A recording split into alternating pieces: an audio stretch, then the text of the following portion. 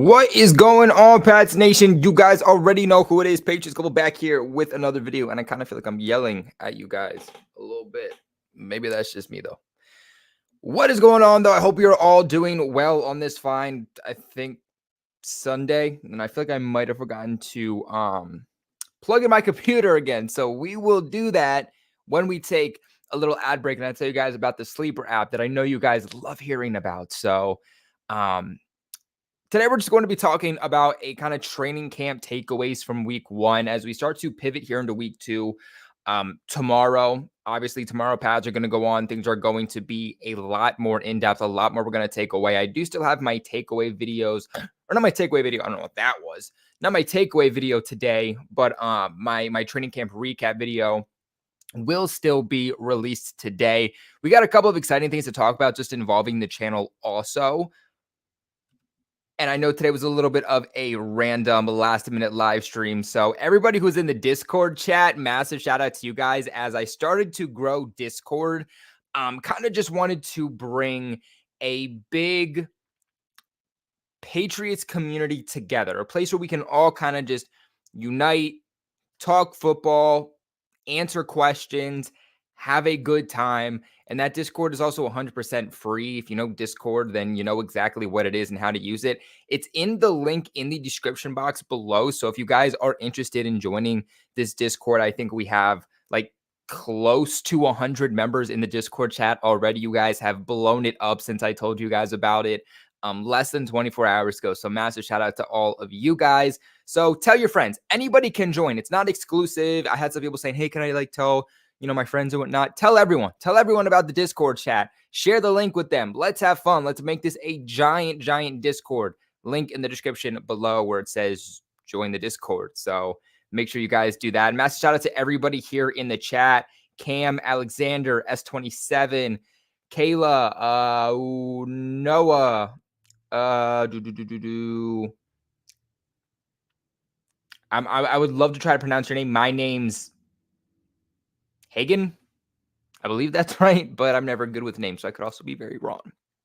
But yeah, I have a couple of takeaways, but I feel like today should just be a Q&A stream, right? Like I feel like we haven't done a Q&A stream here in a long time. We haven't really gone live all that much either because of my surgery and whatnot. So there's going to be a lot of live streams coming up. They're going to be doing these a lot more.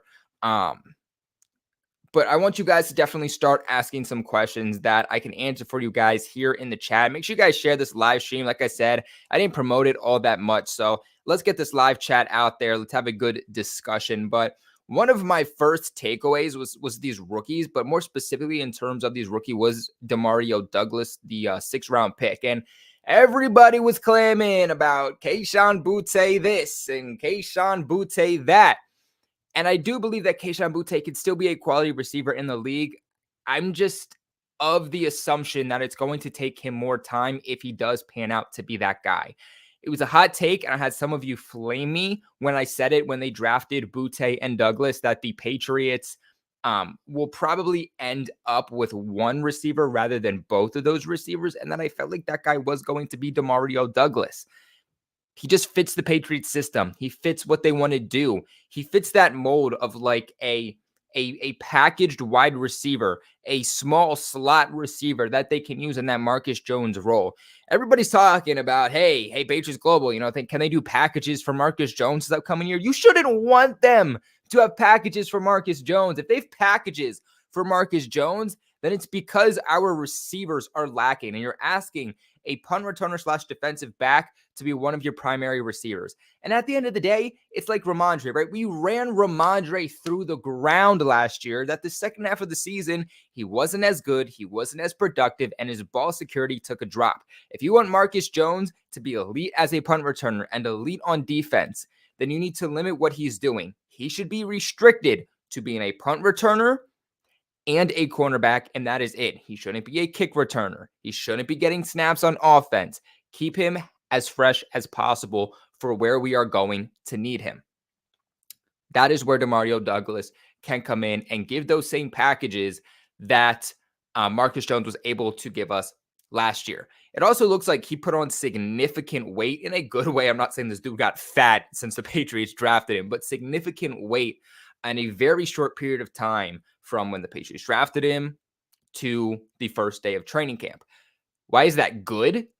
Well, it's because he's going to be able to take hits. He's a slot receiver, right? He's under 6 foot. I believe he's like between 5'8" and 5'10".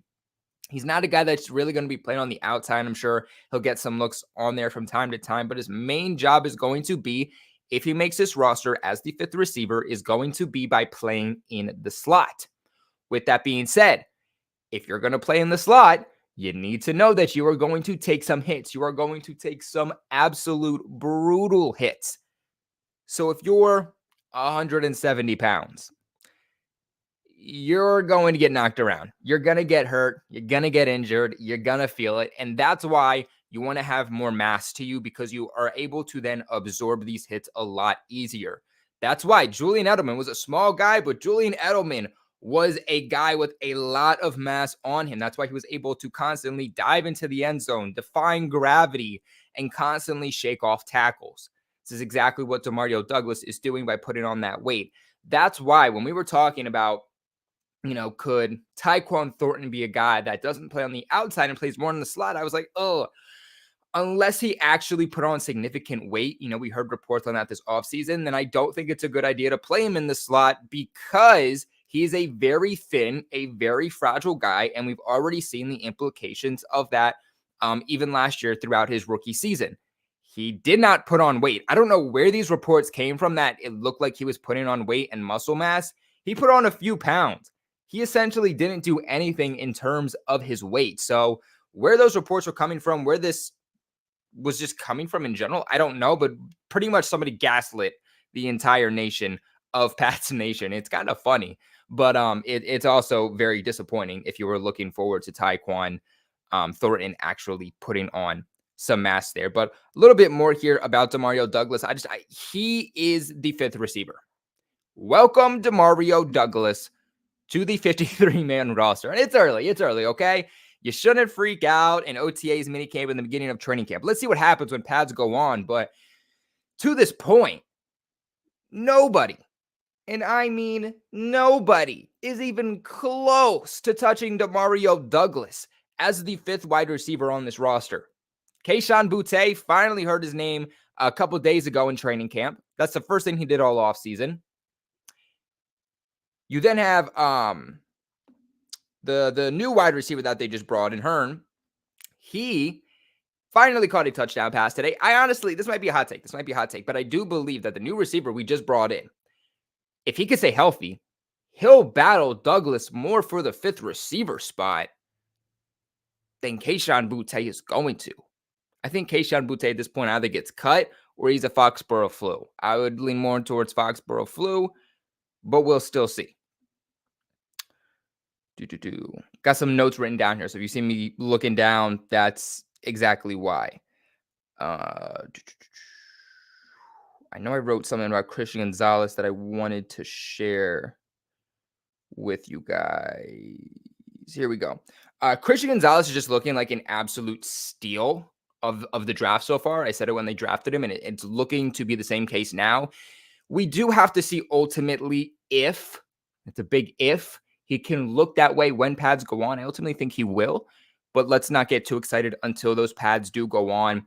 Obviously, when they were working a lot in the red zone, he gave up a couple of touchdowns. But you have to understand, he's still a rookie. I think a lot of people are saying he's a first-round pick. He's given up a touchdown. What's going on? This is the guy we wasted a first-round pick on. These are comments. I literally saw people commenting about these recaps that I'm doing here on YouTube for each day of Patriots training camp. You're working in the red zone. There's a lot less space. If you're going to let a touchdown happen, that's likely where it is going to happen. And again, at the end of the day, it's very different. He said this himself in terms of pace and how fast they run things here, and just the training that they do is very different from a collegiate level versus going and transitioning to the NFL level, especially when you're being asked to be the number 1, number 2 cornerback straight off the bat. So it's something that rookies do still need to adapt to and take some time to.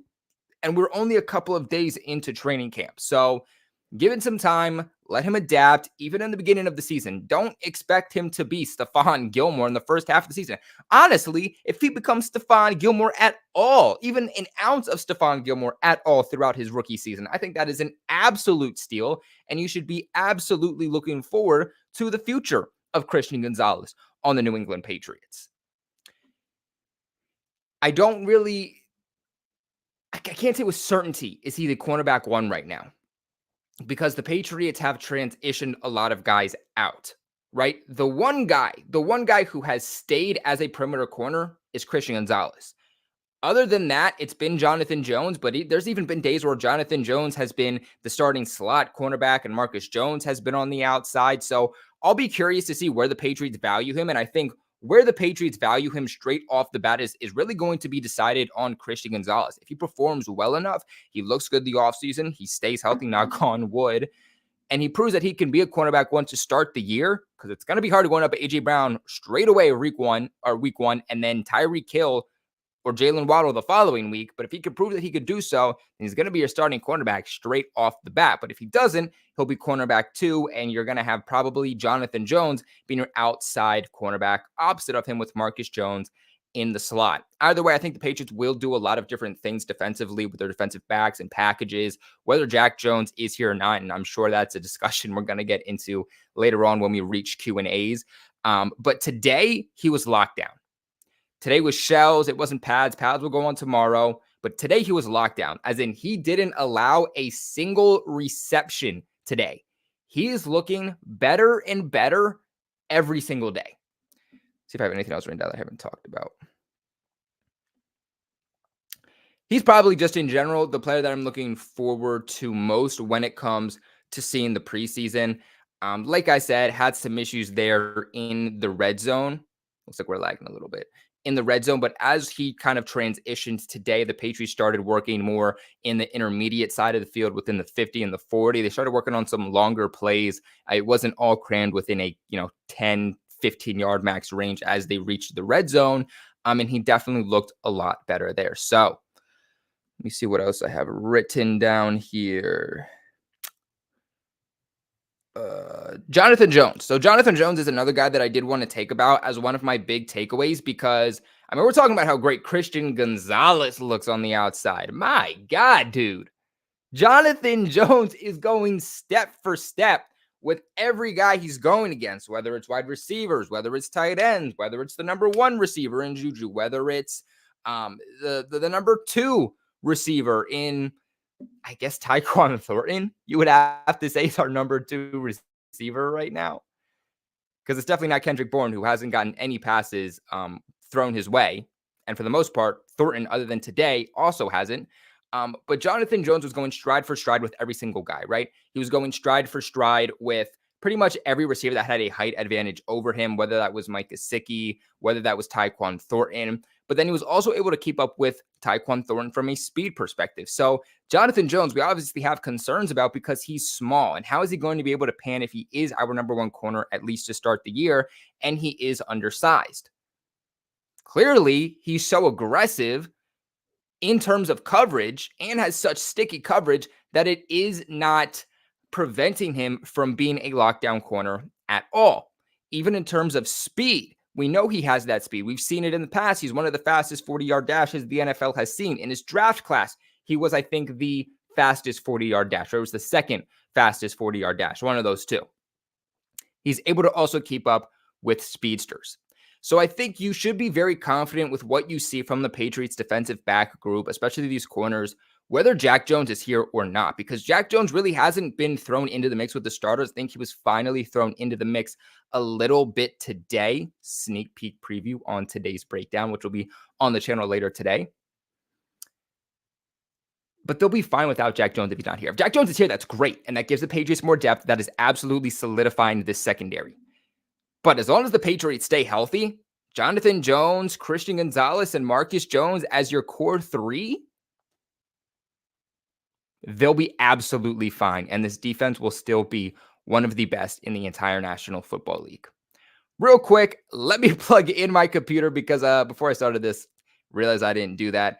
And let me give you guys an exclusive offer. this is something that I've said this in my videos. I've wanted to give back to you guys, right? Not just another sponsor, not just another read.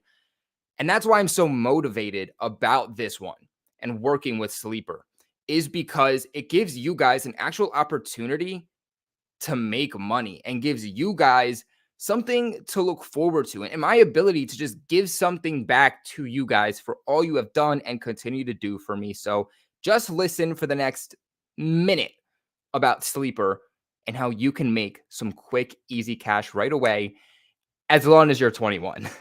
Guys, listen up, because I'm about to give you a once in a lifetime opportunity to make some serious money. So if you're somebody who likes money, and who doesn't like free, easy money, then don't skip and listen up. Go ahead and download the Sleeper app right now, guys. Sleeper is the best parlay player prop service that you are going to find around. They also have some of the best odds for you to bet on to guarantee yourself some easy money, such as anytime touchdown, and you can bet on anything, all the way from the NFL to the MLB to the NHL, and even college football and college basketball. I'm going to put a link in the description box and the comment section below for you guys to download the Sleeper app. Make sure to use my code GLOBAL, because they will match your first deposit just by using that promo code GLOBAL. So for example, if you deposit $20, guess what? Now you have $40 free to bet with. This is your time to make some serious money, my friends. So make sure you guys go ahead and check out the Sleeper app. This offer isn't here forever, so if you guys want to make some serious cash, now is your opportunity to do so. Go ahead and check out the Sleeper app. That's my friends. Check out the Sleeper app. Wow, do I look a little rough today, huh? Thank God this is a channel where we talk about football, and that's about it. But yeah, guys, so just check out the Sleeper app. Like you guys saw, you can even see right here, if you make your first deposit with that code GLOBAL, like you get double your initial deposit, right? So I've used it. I did my research because I wanted to make sure this is something that was actually good enough for you guys to let you know about.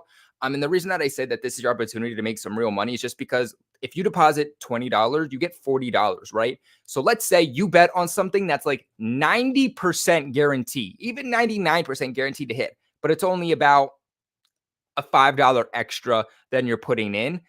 Well, you got double your initial deposit. So if you're going to put in $20, and let's say now you have $40 because you use that promo code GLOBAL, and let's say you put in a bet that's guaranteed to hit, so you only go about $5 up. You get a $45 money line with that $40 you put in. If it hits, well, congratulations. You just made a $25 extra income from what you put in because of using that promo code GLOBAL. So you went from the $20 you put in having $45. And of course, the more money that you put in, the more money that ultimately you're going to deposit. $50, maybe $100, and it's going to continue to go up. So a real opportunity for you guys to make some money. That is in the description box below. So if you guys look at the description box below right now, you will see the Sleeper app. It'll take you right there. Go make your deposit, $20 or more, and you guys will get this deal for some easy, quick money. But let's hop back on into this. Make sure we didn't get any super chats, just because realize that is something I was not checking. Okay, I think we're all good. And while you guys are at it, if you aren't from the Discord chat, make sure you guys do join our Discord. Like I said, something big we're trying to grow. I wonder if I could actually pin it in here for you guys real quick. So I do want to start to transition over to a Q&A. So make sure you guys are dropping your comments while I look. I'm just going to put that Discord chat in here for you guys to be able to join. Hopefully it stays. Also want to let you guys know, I know you guys loved this last year. I'm talking with Rob again. So this is something that we're going to be doing again for this upcoming season, is we're going to be doing post-game streams again. This is something we're probably going to try to start the second to last or the last preseason game, and then have things all perfect and ready for the start of the season. So make sure you guys do stay tuned on the channel whenever a Patriots game ends to come back here. Me and Rob, like we did last year, you guys loved it. We're going to come back even better this year for the whole season to do post-game streams and breakdowns for you guys. So put that Discord chat in here for anybody who wants to come join us. It's free. It's just a big chat. and let's have some fun. Can I actually pin that? No, I cannot. That's upsetting. Looks like we got our first super chat of today with my homeboy, Mr. Automotive. He's in the building. If you are a longtime subscriber, you will know the king of this channel, really the sponsor of this channel, the pop daddy of this channel, Mr. Automotive. This man gives back easily one of the most that I've ever seen anybody on this channel. Mr. Automotive Crazy. I think, look, S27 is even shouting out Mr. Automotive here. Says, Mr. Automotive is the channel sponsor. Haha, yes, exactly. Mr. Automotive drops us a $20 donation. My homie, thank you for being here. Missed you. Appreciate you for being back, buddy. You said, let's go. Yes, sir. Season right around the bend. And we have a lot, guys. We have a lot of great things coming on this channel. A lot of things in the works, which is why I've been so busy with this channel and whatnot. But there's a lot of good things coming. We're going to be growing. We're going to be evolving. I'm so excited for what the future is going to hold for this channel. All right, but let's start looking at some of these comments. Am I in a studio room or my bedroom? Oh, this is a studio. This is a studio. I try to make it like comfortable though. So I have like a couch in here and whatnot, but no, this is a studio, not my room. Mr. Automotive is him. Yes, sir. We did talk about Zeke Elliott yesterday in my video. So if you guys are interested in that topic, go ahead and check that video out if you haven't already. We can still touch upon it a little bit here if that's what you guys want to do. S27 says, how's Taekwon Thornton been? And this is something that a lot of people have been asking me because you're really hoping and you're really expecting that Taekwon Thornton is going to be able to take this like second year leap. And you're hoping that he can because he's a second round pick, was a top 100 pick, and the Patriots traded up to get him. And at the time, I didn't love the pick. It had potential, but I didn't love the pick because this isn't your typical Patriots wide receiver, right? You know which receivers are usually going to hit and which receivers usually don't. I think Taekwon Thornton is still better than like a Philip Dorsett. I think he's better for this system than a Nelson Aguilar. He has a better overall skill set to fit this system than a lot of these other speedsters we've seen who are basically told, go run a go route every single time you're on the field. And if there's blown coverage, we'll throw it to you. But other than that, we just need a defense to respect us, which is essentially your job. Like in 2021, when Nelson Aguilar got injured, he was out for a couple of games. The Patriots were in a position where they couldn't run their offense pretty much at all. There was no one on their team that was a deep threat other than Nelson Aguilar, and he was injured. So that caused defenses to really just crowd the box and not respect the Patriots deep because they had no one that was going to go deep. They basically said, well, we're going to crowd the box, make sure we shut out your short to intermediate passing game. And if somehow, for some reason, you have a guy that can get deep on us, then okay, we'll take our odds there. And that screwed over the Patriots for a few games because they operate in a run game and short to intermediate passing game. And when the box is crowded, you're not able to operate there. So I think that's really Taekwon Thornton's biggest role is to make sure defenses respect the Patriots over the top, because outside of him, who is the speedster on this team? Who brings that speed? The other fastest guy other than Thornton is going to be Pierre Strong, and he's a running back. You know, he's not a passing back. I think he's a good pass catching back out of the backfield, but you're not going to ask him to line up in the slot or out wide.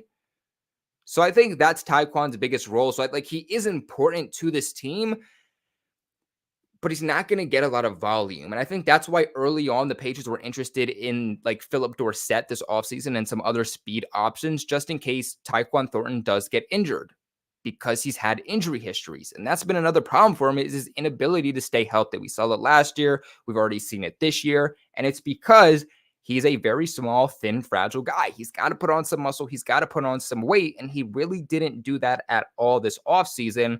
And I think that's why, for me personally, I'm not expecting a big second-year leap from Taekwon Thornton. In terms of how has he been doing in practice, he flashed a little bit today. He got a touchdown today, but other than that, he's done nothing throughout camp. His name was not heard. He didn't have any receptions. He didn't have any targets. It was shockingly the same for a guy in Kendrick Bourne. Excuse me as I sneeze.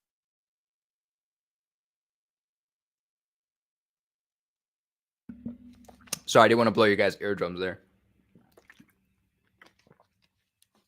But with that being said, too, that's why I don't expect a guy like Taekwon Thornton to really operate much when it comes to the red zone. I think he actually has some ability, and we've seen that because a couple of his touchdowns last year came actually in the red zone, and I think he has a pretty good contested catch ability, especially for a speedster guy in the red zone.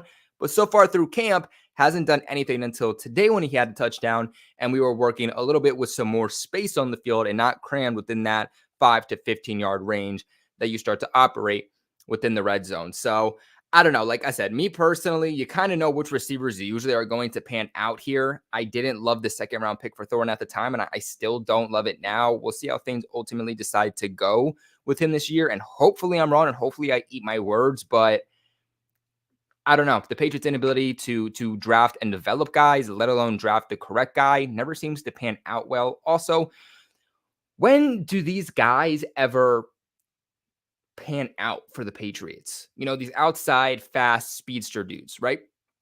Philip Dorsett was decent, wasn't anything special. You know, he lasted a few years here, got a couple of contracts. But who was the guy that actually produced in that type of role here? Let me ask you that. Because other than Philip Dorsett, who did it all right, the only guy to do it at an actual efficient level was Brandon Cooks, who is an disrespectfully underrated wide receiver in this league, who the Patriots traded after his first year. So I don't know. I just don't believe in their ability to utilize those guys correctly. AB was good for one game. AB was good, but again, he's not like a speedster wide receiver that you're asking to just run go routes the whole time, who ran a 4.3. He was like very much a technician, a guy who operated very well in the short to intermediate route, was very good at getting open and could produce after the catch also. Like those are the type of guys the Patriots need here. Like your Juju Smith-Schusters, your DeMario Douglases, like those are the guys that produce.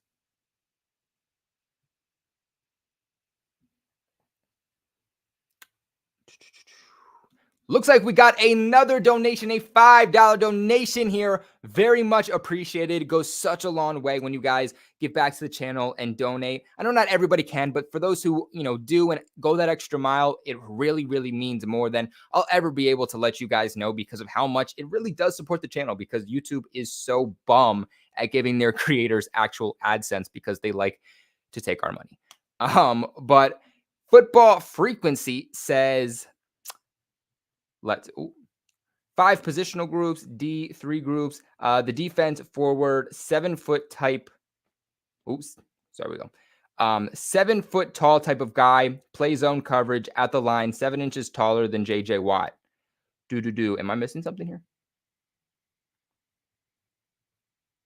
5 positional groups. Three groups. The defense forward, 7 foot tall type of guy. Play zone coverage at the line, 7 inch taller than JJ Watt. I don't know if I'm missing something here, so let me know if there is something that ultimately I am missing. But either way, Football Frequency, that $5 donation will go such a long way, man. So I really, really, really, really appreciate it.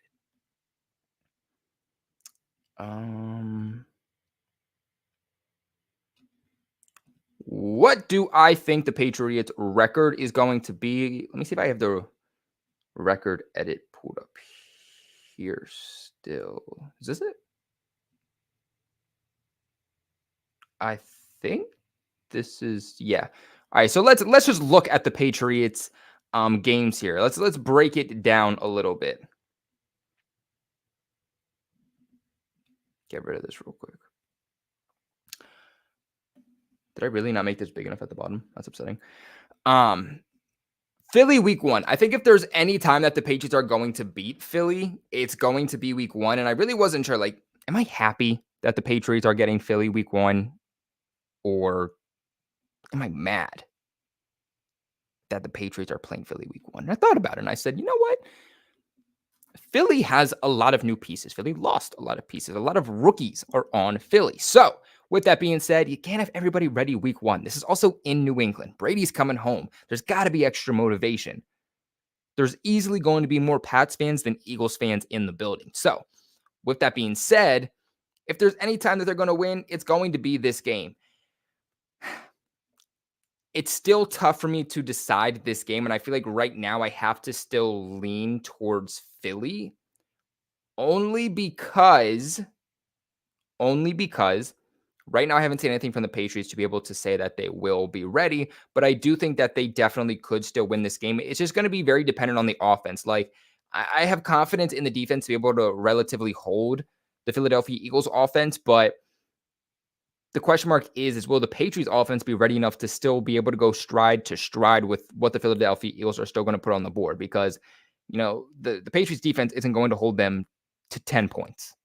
It's not realistic. That's not going to happen. And the Patriots offense will need to be good enough to at least follow stride for stride what Philly is going to do in order to keep the game close. And I don't know if they're going to be ready enough week one. Miami week two with Ramsey out for this game. I do think the Patriots do catch a break. There is some question marks, I think, still surrounding Miami. I'm going to say that the Patriots win this game. This is a primetime game at home. I'm going to say that the Patriots win this one. Next week against the Jets, this is another tough situation. I do think that the Patriots will win one against the Jets and lose one against the Jets. This is going to be at the Jets.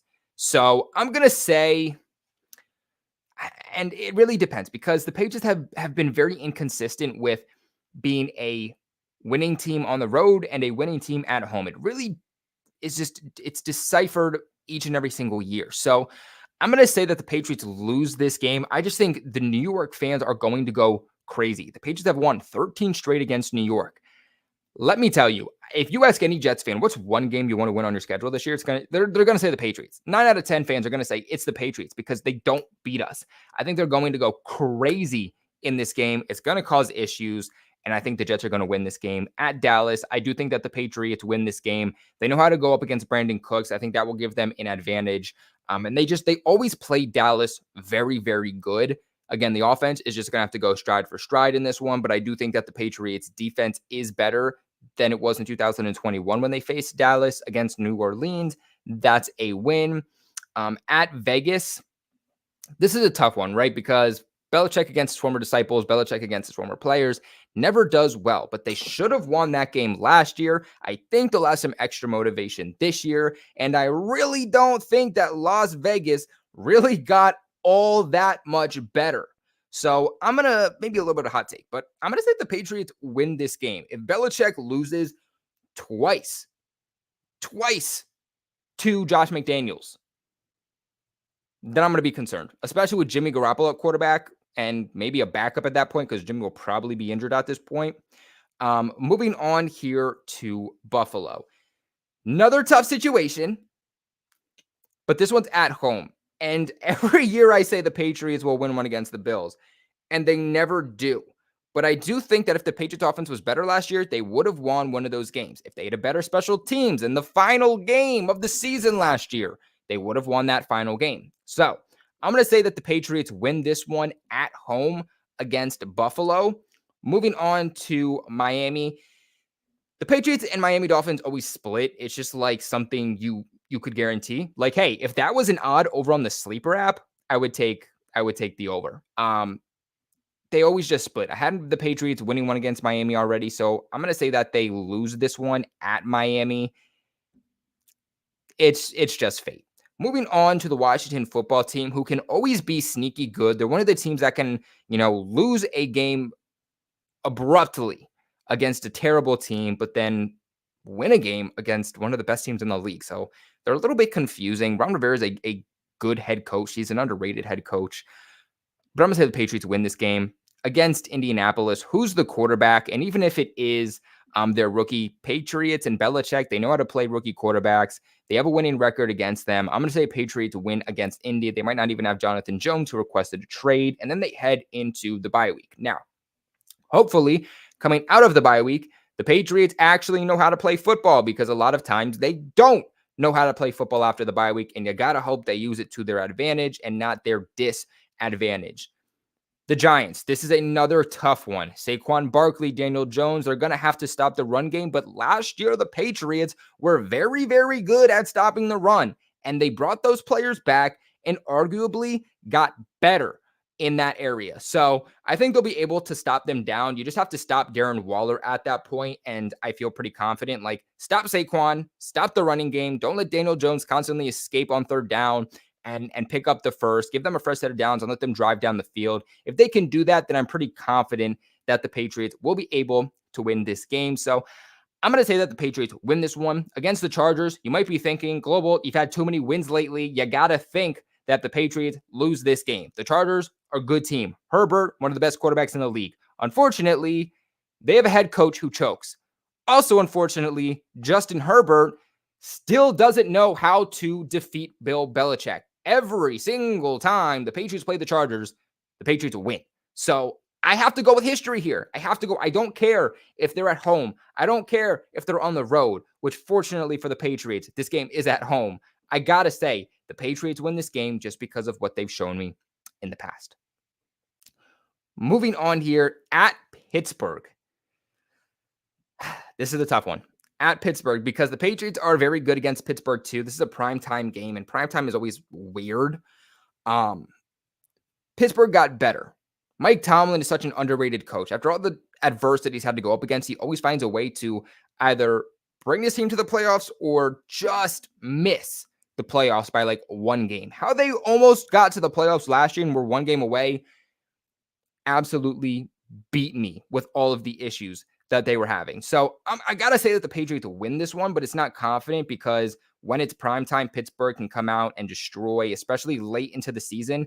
I feel like when the Patriots play Pittsburgh early in the season, New England wins. When it's later in the season, Pittsburgh can make it really tough. So right now I'm going to say that's a win, but it's not confident. Moving on here to Kansas City, I'm going to say that's an L right now. It's Kansas City, Pat Mahomes, Travis Kelce. It's tough. It's a Juju Smith-Schuster reunion game, but it is at home, and Belichick does know how to play Patrick Mahomes. That is one thing. It's hard to limit what the Kansas City Chiefs do, but Bill Belichick does know how to do that. One of the only head coaches that are able to do that. And the last meeting that they had in Foxborough with Jarrett Stidham and Brian Hoyer at quarterback, if they had Cam Newton, they would have won that game. And that was their first year without Brady and really no actual quarterback. If they can continue to limit Patrick Mahomes and just slow down their offense, cause some 3-and-outs, cause some interceptions, then they're 100% going to be in this game. And I think this is going to be a really, really fun game to watch here, and one that I was really thinking about going to. But I'm actually just going to go to the Week 2 game versus Miami instead. Moving on here to Denver. This is a game that I think is also kind of tough just because they obviously got a new head coach.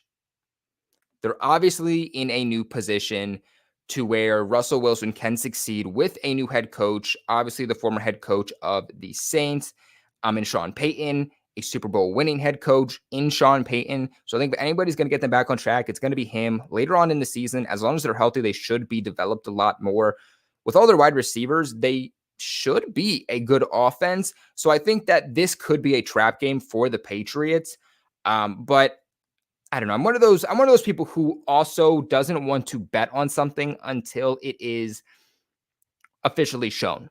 And so far, the Broncos haven't officially shown me that they can be a good team yet. So right now, I'm going to say that this is a win for the Patriots. But in my record prediction, my too early record prediction that's going to be coming out soon, you might hear something different. So not confident about that game either. Could go both ways. But right now, I'm going to say that's a Patriots win. Against Buffalo, that's an L. And then against the Jets, I'm going to say that that is a win late in the year. They're probably going to be a team that deals with some injuries, but they're probably in the playoffs at this point. They're going to rest some of their starters. They'll be confidently in the playoffs, I'm going to say. So there's no point in playing your starters, as where the Patriots will probably need to play their starters at this point. Had the Jets winning earlier, this is at home. So I'm going to say the Patriots ultimately win that game. So go ahead and absolutely flame me in the comments section. Let me get back on screen here. And bring it down. Looks like we also got another super chat from big time supporter S27 says 12-5 record this year. We compete for the AFC East. Wow. Wow. See, I don't think the Patriots are last in the AFC East, but I don't think they're going to finish first. Like, I think they could realistically push to not lose the AFC East. That's what I'm going to say. I don't think they're going to push to win, but I think that they could push to not lose. And that's the most important thing. This is the most tough division that we have seen in years. Like, the AFC East hasn't been this difficult in the 1900s. I would say like the 90s, maybe. When is the last time this division was this good and it wasn't the Patriots are going to be first or second? Like, every single team could be first and every single team could be fourth. And I think that's a really interesting way. So shout out to US27 for that donation. Let me get back to the chat here if it lets me.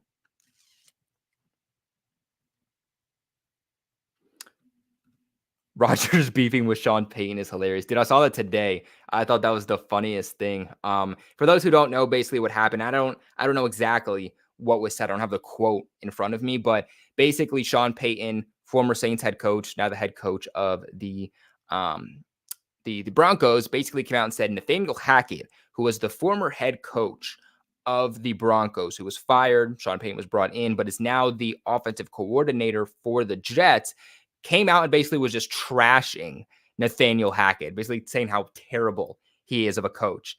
And Aaron Rodgers was on like NFL Network and basically was like, yeah, forget that dude. I don't appreciate someone talking crap about my coach, this, that, and the third. So there's some beef going on there already. So that's fun. I don't know if the Jets and the Broncos play this year, but if they do, mark that on your calendars because that is a fun game to watch. How do I feel about Keion White? Do I think he'll have a decent impact? Yeah, for sure. I think he's having a good impact already, but unfortunately, like, it is training camp and it's hard to know with like defensive linemen and offensive linemen and just the trends in general, how much of that is the player performing well and how much of that is just, would be sacks, would be pressures, would be is great. You know what I'm saying? Like, hypothetically, you would have had a sack. Hypothetically, you would have had a tackle. Hypothetically, you would have had an interception. That's great. But if you don't actually do it, it doesn't matter. And how many times have we seen, like, in games where you're like, oh, yeah, Christian Barmore's about to blow this dude up. And then he jukes him to the right and picks up like 20 yards on the Patriots defense. And you're like, that should have been a tackle for loss. You know what I'm saying? So it's hard in these times because it's would be and it's not actual contact. But once these pads go on tomorrow and we look at padded practices and we look at the preseason games, if he can continue to replicate that, he's going to be something special because what we've seen and heard in camp so far is he is standing out. And we really didn't hear anything in OTAs and minicamp, but since training camp, we're hearing his name constantly. He's either having a tackle for loss, or he's making a pass breakup, or he's having a sack, right? There's been multiple days where he's had at least one sack, and there was one day which he had 2 sacks.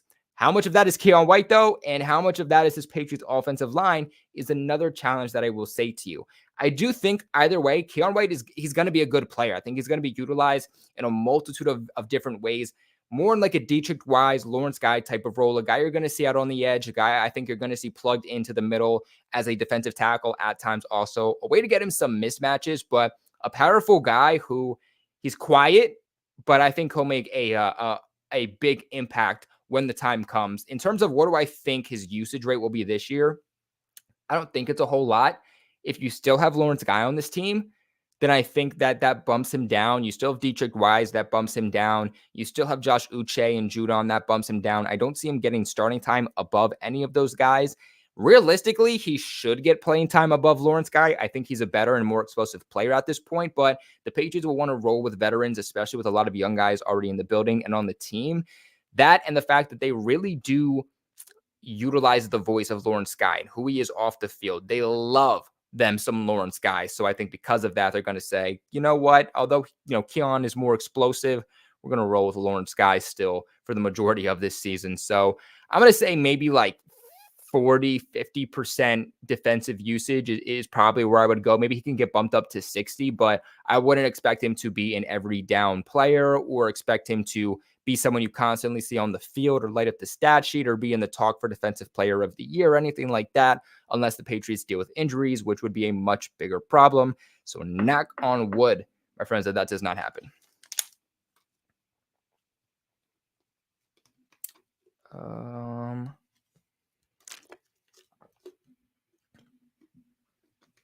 Adrian says, do we take everything that we hear from camp?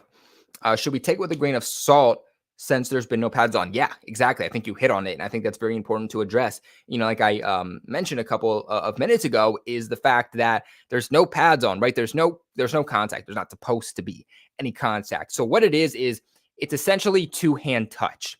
And as we all know, there's this thing called breaking tackles. There's this thing called missed tackles. So when there's contact, it's not about he would have had a tackle there. He would have made a play there. It's did he follow through and actually make the play? I don't care if it looks like you're going to. I don't care if you were in the position to make the play.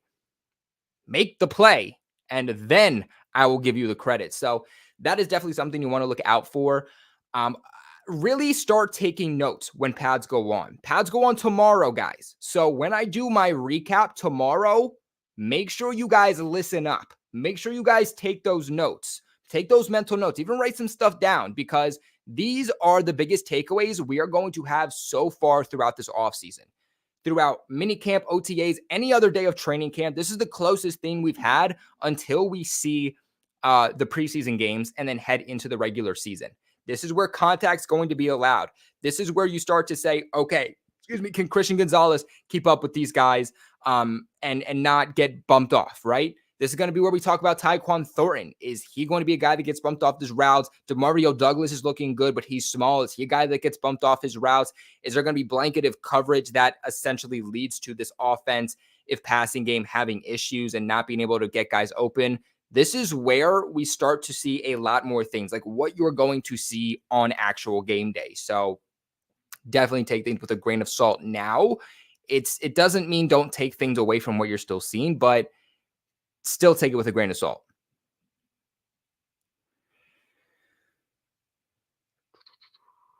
When is the Germany game? That's against the Colts.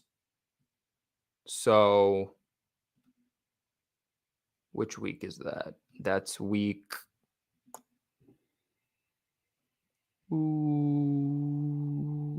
That's week 10. So that's right before the bye week, which luckily enough for the Patriots.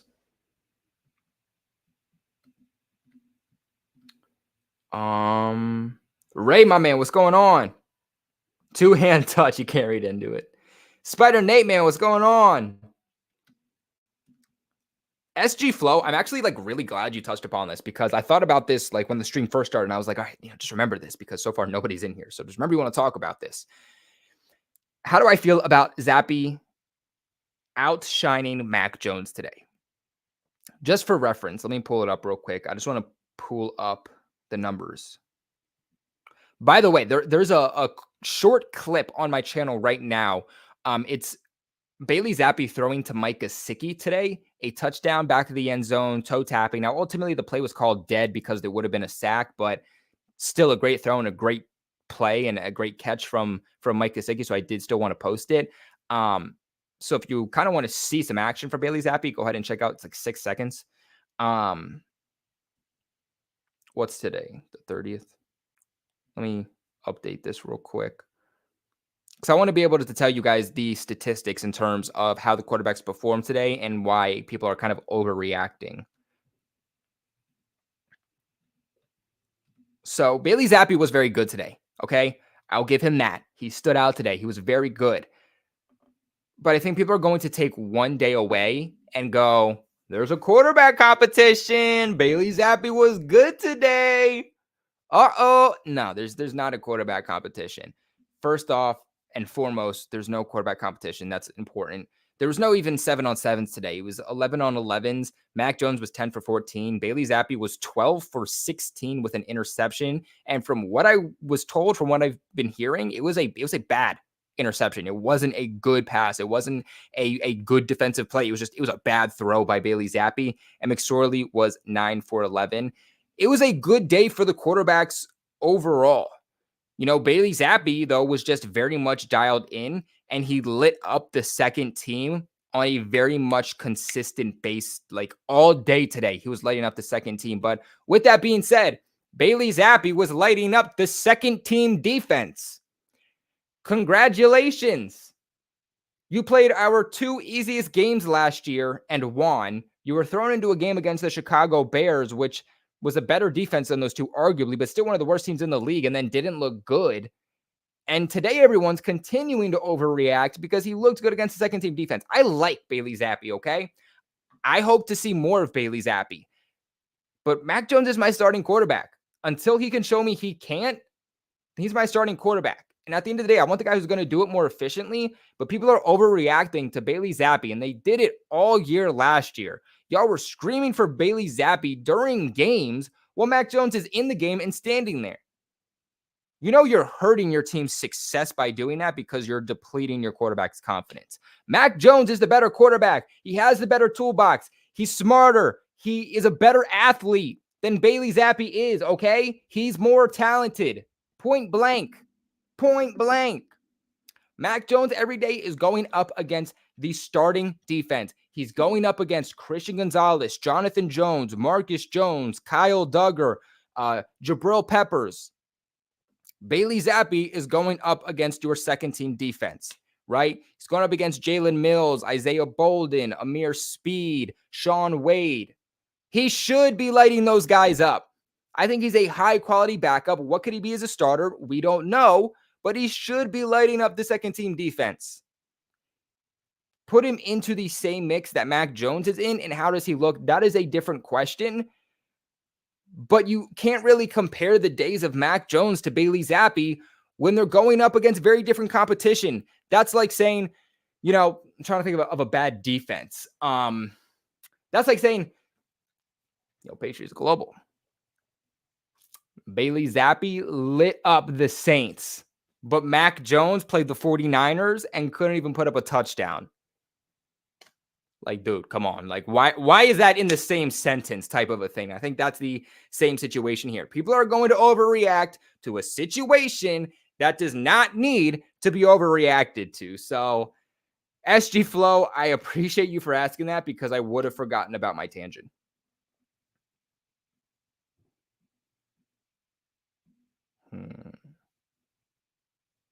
By the way, I've had some people asking me when I'm going to training camp. So I don't know who here is located in Boston, who's going to training camp, but I will be at training camp. I'll get you guys my live report from training camp. I don't know if I'll be able to get you some exclusive videos just because you can't record videos there. That's how it started last year.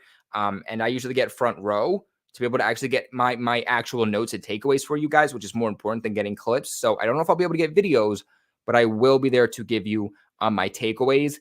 I will be going. Let me pull up my calendar because I keep confusing this.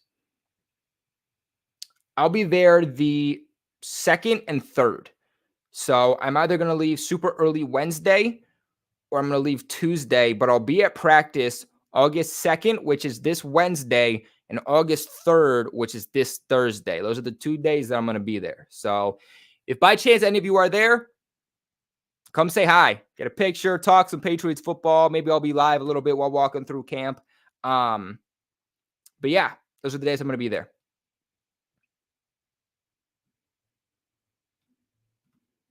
Do I think Keion Butte makes... Okay, so hot take. Is it Butte or Booty? Because every single time I say it, I'm being told I'm wrong. I look up his name on how to say it. Several different people saying several different things. So we're just going to switch it up, I guess. But do I think that he makes an impact this year? I don't at all. I don't see how he makes an impact when he's not going to make the roster. He hasn't done anything. Well, for the most part, I think we heard his name twice so far through training camp, but we didn't hear it through minicamp. We didn't hear it through OTAs. We haven't heard it on a consistent basis from training camp. Everybody wants him to make the roster. He's a fan favorite, but he's not doing anything. He's not standing out. He's not running with the first team offense like DeMario Douglas is every single day. I don't think right now there's a competition. I really don't. I think that he's on the outside looking in out of all these receivers. I think he's above Trey Nixon, but other than that, that's probably, well, he's above Trey Nixon. He's above Ed Lee. But other than that, those are the only guys that he's ahead of in terms of making this final roster. I think everybody else at this point is ahead of him. He's not doing anything to make this roster. I can't even say you're hoping that he's going to be on the practice squad, because I think if the Patriots cut him, there will be a team that says, he was almost a first round pick. We could develop him. We're going to pick him up. So I think if you want him to try to make a push next year, that the Patriots just Foxborough flew him, which is probably the route that he's looking to go.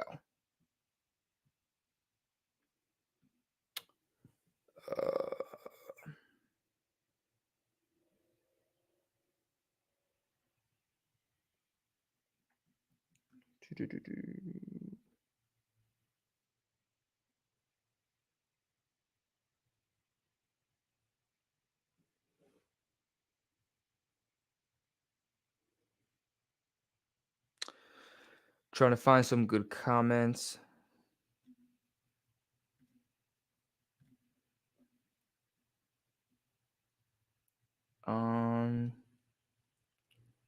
So I'll be curious to see everybody's thoughts on Zeke. Like I said, I kind of already put my overall thoughts on Zeke and the Patriots into a couple of different videos.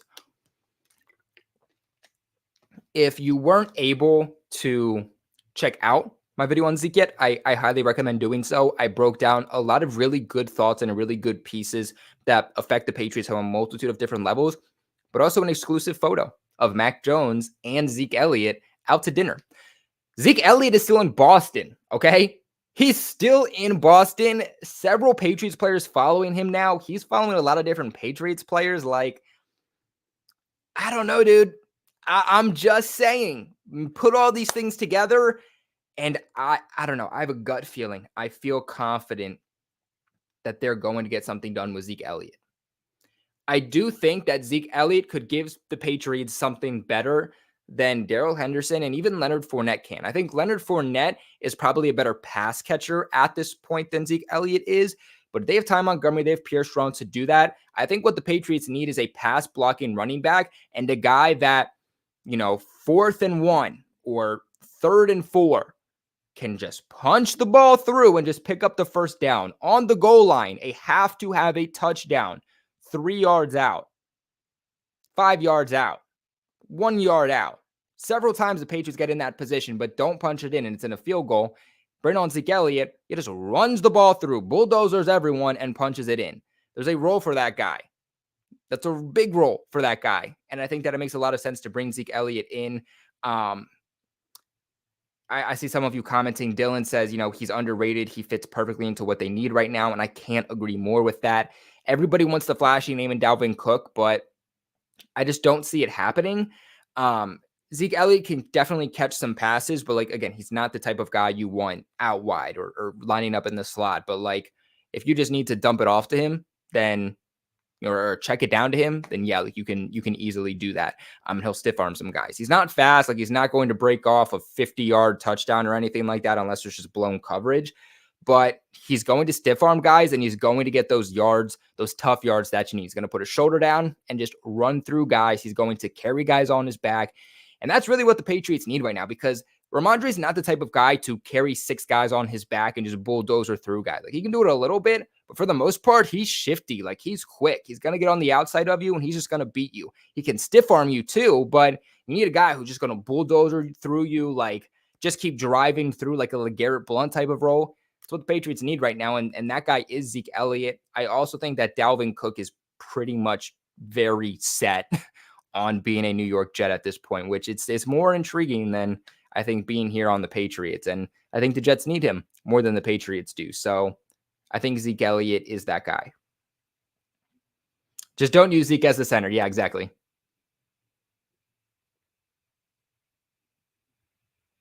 What's going on, Phil? Yeah, hopefully they do bring him in. Like I said, still in Boston. MA football guy, what's going on? Josh Porter, like I said, Josh Porter makes up a good point. I hit that in my video too.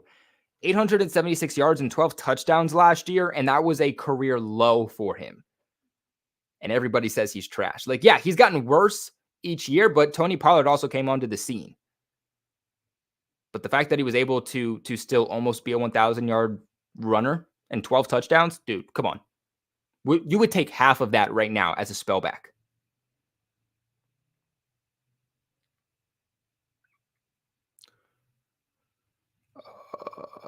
Could probably answer another question here before we sign off. Ray says, Isaiah Bolden doing anything. Isaiah Bolden's looked great. Great. Like, he had a amazing day today. He's not really being talked about as much as you would hope for a guy standing out, but he's looking good. Not really rolling much with the first team defense or anything like that. He's gotten some looks, but he's still rolling more with the second team. But that's because we have a crowded secondary at this point. He's a guy that's going to make the roster as a rotational defensive backup piece and a special teamer. That's how he's going to make this roster, but he's looking really good. And this is another take that I told you guys after the draft, watch out for Isaiah Bolden versus Amir Speed. I didn't love the Amir Speed pick. I loved the Isaiah Bolden pick. And as a 7th-round pick, there is such a role for him as a kick returner, a guy who's returned several kicks in the collegiate career. I hope that that's what the Patriots try to utilize him at. So far, we haven't seen him as a kick returner. The Patriots need a kick returner. Try Isaiah Bolden there, for the love of God. Like, why? What else do you have to lose? So I think that there's a role for him there. But even defensively, he's looking really good. He's looking really good. He's made some plays. So definitely a guy to look out for. This is probably a top 3 guy I'm looking forward to through 3 preseason games to watch from a defensive standpoint is Isaiah Bolden. So if you guys are writing down names to watch for next week against the Texans, Isaiah Bolden.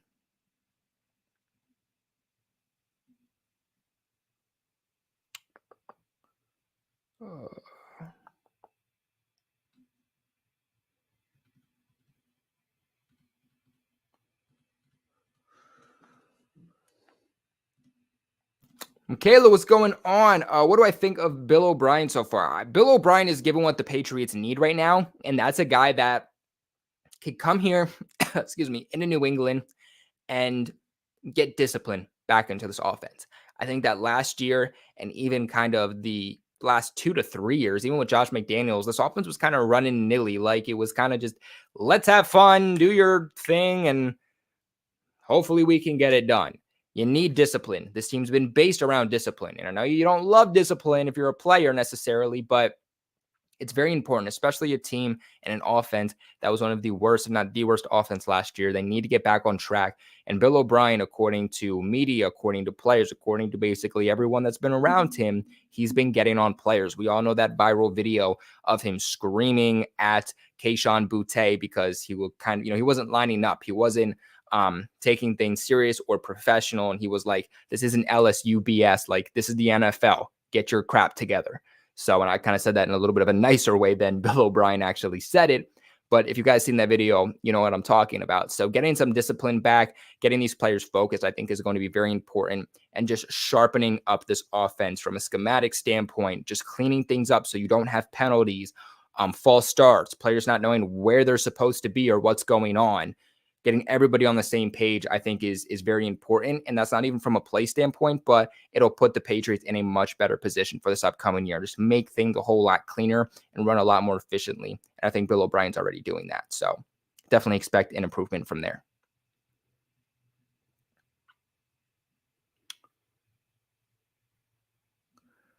What would I think could be a realistic deal for Zeke? So we know that Dalvin Cook wants about $8 million a year, right? So let's say that the Jets signed Dalvin Cook for that $8 million a year. I think that the Patriots will probably sign Zeke Elliott. I'm going to guess to a 1-year contract. I would say about $5 million is a good deal, right? I'm sure Zeke Elliott wants more, but at the end of the day, the running back market, it's depleting. It's an issue. It's a dying form. I also touched that in my video last night about Zeke on how this is kind of a dying position in the NFL and how that's affected these guys and why the running back market is a dying position currently, and it's such an issue. But I think that 1-year, $5 million deal is good, kind of showcase that he is still someone who can be a good running back, a spellback for Ramondre. I'm sure he'll hopefully reset the running back market for next year and get an actual better deal than $5 million because he is worth realistically more than $5 million. Maybe the Patriots try to lowball him a little more and go somewhere to about $3 million, but I don't think Zeke is going to take less than $3 million. He's still one of the better running backs in the NFL. I would say, other than Dalvin Cook, he's the best running back probably on the open market. I would give him the second best odds at being the best running back on the open market right now. So if Cook gets $8 million, he's not as good as Cook. Lowball that back a little bit less. Give him a good 1 year, $5 million deal. I'm confident with that. He gets a pretty good deal for a guy who's not even going to be a starting running back. And hopefully he can reset himself next year. So that would be my deal there to Zeke. And it could also be built up into incentives. So maybe, upwards to $8 million if he hits on certain incentives and whatnot. So what are your guys' thoughts, though, on training camp so far? Let me know in the comment section below. Like I said, too, guys, I'm going to put it in the chat one more time. Make sure to join our Discord if you haven't already. It's 100% free. It's just we're trying to grow a massive Patriots community. Tell your friends about it. Tell everyone about it. Anybody can join. It's not limited, and it's free. Tell everyone about it, guys. We like to talk about a lot of different topics already. Something that I started like less than 24 hours ago, and we already have a lot of people in there. So let's grow this community. Let's just talk Patriots football. Let's have a good time. Without further ado, I will see you guys in the next video. Make sure you guys do leave a big like on this video, though, on your way out. It really, really, really helps out the channel tremendously when you do leave a like on the video and do comment. So it takes less than a second. Say, oh, Patriots Club is ending off. He talked for over an hour. Let me hit that button and whoosh, swipe on out. It would mean a lot to me if you guys did that. Without further ado, though, I will catch you guys in the next one. I have a video coming out tonight, guys. Tonight before everybody goes to sleep. A recap of today's training camp. So stay tuned for that. But without further ado, I will catch you guys in the next one. And go Pats.